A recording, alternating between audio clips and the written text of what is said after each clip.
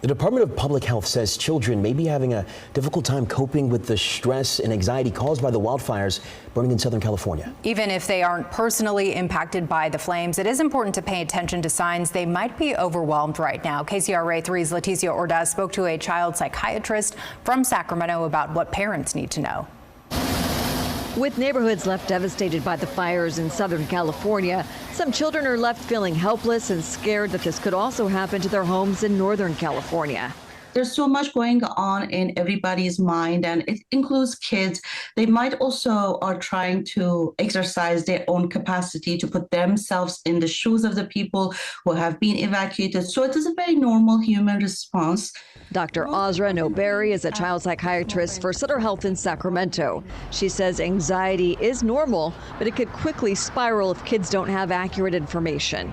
They might think that the entire city of LA is on fire or something like that. They can develop some kind of anxiety disorder if they're really afraid, if they're living in the acute stress situation. They are constantly feeling that something traumatizing is going to happen to them, and it is not healthy for kids. So we really need to limit the information that the younger kids have.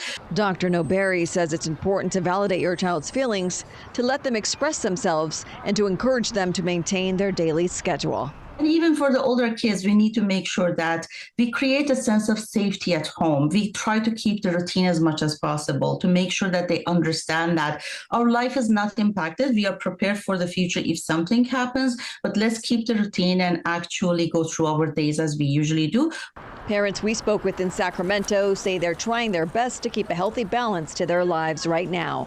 Definitely as a parent, I feel like it's our responsibility to be mindful of what our kiddos see. And so right now, given my daughter's age, definitely limiting her screen time. Of course, as a parent, you need to regulate what you're kind of showing to your children. But in this particular case, I'm fine and comfortable with them seeing that type of stuff because it is just a reality of our situation.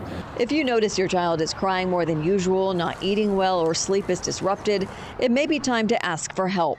But if this continues for several days, it is an opportunity to check in with their doctor and making sure that if they need to go to see a psychiatrist. In Sacramento, Leticia Ordaz, KCRA 3 News. Dr. Noberi from Sutter in Sacramento says children can feel empowered during this time by packing an emergency bag and feeling prepared should they ever need it.